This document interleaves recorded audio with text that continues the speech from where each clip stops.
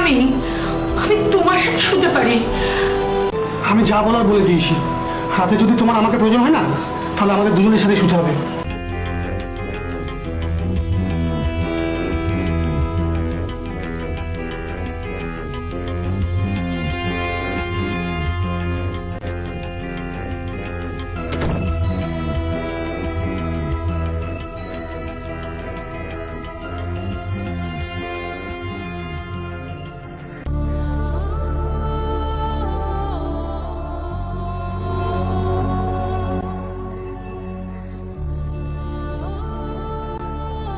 আরে বাবা, এটা তো রিয়াক্ট করার কি আছে?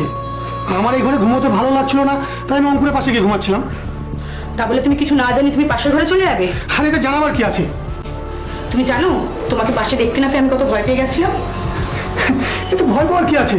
না, আমি কোনো কথা শুনতে চাই না। তুমি রাতেবেলা আমাকে ছেড়ে কোথাও যাবে না। আরে বাবা, অঙ্কুরও তো একা শুয়ে থাকে, ও খুব একা অনুভব করে না, তাই না আমি ওর পাশে গিয়ে শুই। এতে বলার কি আছে? আচ্ছা, ওর তো এই পাড়াতেই বাড়ি, ও তাহলে এখানে থাকে কেন?